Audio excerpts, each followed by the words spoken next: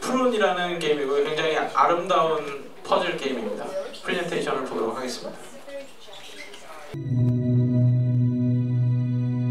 Hi there, my name is Joel McDonald and I'm the creator of Prune. Before I talk about the game, I wanted to say a quick thanks to the people who organized this. It's a big honor to be a part of the festival and to be among all these great experimental games. Prune is a game about the simple pleasures of growing and cultivating trees. It tends to work best on a touchscreen device where you can directly interact with your tree. I've always had a deep love and appreciation for trees and their beauty. Trees are simultaneously these natural, organic living things, but at the same time they're also beautiful mathematical structures.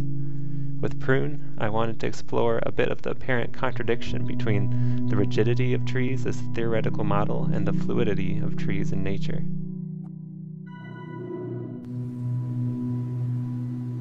The game got its start with a simple tree generation script a friend shared on Twitter. I started playing around with it and thought there must be a game there, a way to interact with the tree, but I couldn't quite figure out what that would be. Then, a week or so later, I looked across the field to see a tree that had partially fallen from wind damage.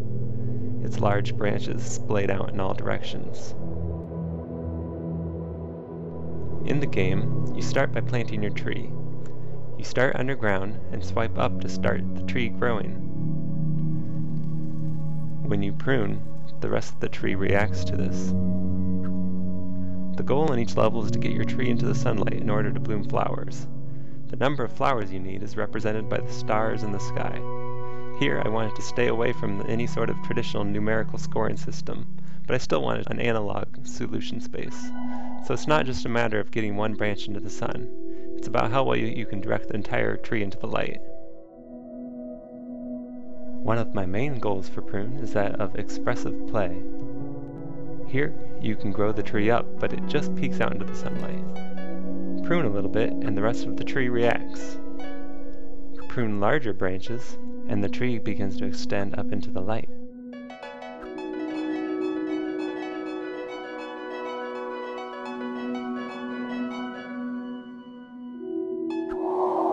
Another option here is to curve the tree to the left as you plan.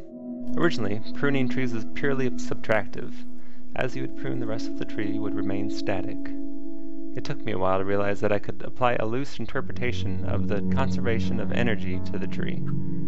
Taking this energy-based approach with the tree turned pruning into both a subtractive and additive process, just like in nature. More importantly, it helped me achieve my goal of expressivity. From the very first prototype, I knew I would need something to avoid. Some kind of obstacle or adversary. But I knew I didn't want some kind of instant loss condition. Again, I wanted to embrace the soft rules of nature. So instead, trees get infected. The disease quickly spreads across the branches, giving you a chance to cut it off, if you're quick enough. This instilled in players a sense of danger, while still being forgiving enough for mistakes.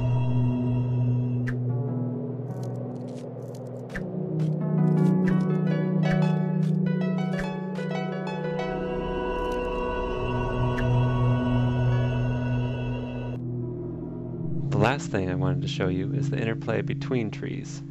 Pretty early on in development, I had a cooperative mode where you'd grow your tree and another player would grow theirs. The goal was to reach out and touch the other tree. This was interesting, but when I decided to focus just on single player, I wanted to retain some of the interesting dynamics that multiple trees get you. Here, the bottom tree first had to wake up the top tree, but now traps it in due to its larger branches. The trees end up having to work together to fit into the limited amount of space available, and this often creates these beautiful, entangled tree structures.